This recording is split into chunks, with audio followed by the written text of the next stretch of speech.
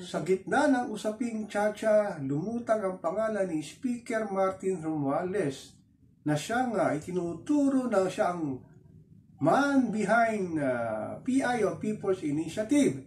At pinasaringan siya ni Senator Amy Marcos na hindi raw makapag-presidente at gusto maging Prime Minister. Kaya sinusulong nila ang Chacha at ang pagpapapirma sa mga munisipyo sa pamamagitan ng congressman, congresswoman, lalo na ang mga mayor na pumirma ang isang ordinaryong matuparan nila ang Chacha o People's Initiative. Kalungkot naman sa gitna ng naglalaking ang problema dito sa ating bansa, itong mga ating politiko talaga ay gumagalaw ng gusto nilang galaw na para lang sa kanilang kapakanan. Alam naman natin na ang sabi ng mga political analysts, hindi naman para sa economic growth itong mga nangyayari na to sa Chacha, kundi pang sariling kapakanan nila ang kanilang inintindi para magkaroon sila ng term extension.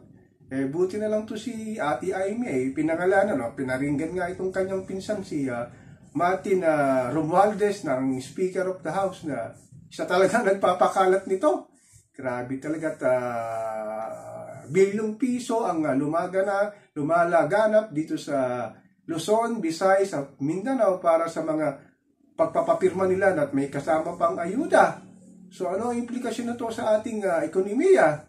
Grabe talaga, parang walang implikasyon kasi nga siyempre gumagana ang kanilang pera sa mga ordinaryong one pasang krus para makapaglagda sila para magkaroon ng kinasabing referendum via plebiscite na nagkakahalagang 12 billion pesos para nga mapalitan ng ating 1987 Constitution. So ano pa ba ang balak ni Martin Romualdez? Ang dami rin niyang kaalyado kasi sa Kongreso at saka sa mga mayor na mga munisipalidad, lalo na sa kanyang baluarte. Patuloy po ako magmapatiyag dito kung saan hantong itong sinasabing Chacha o PI o People's Initiative na sinasabi nga nila na ipupus talaga nila na maging parliamentary form of government ang ating bayan.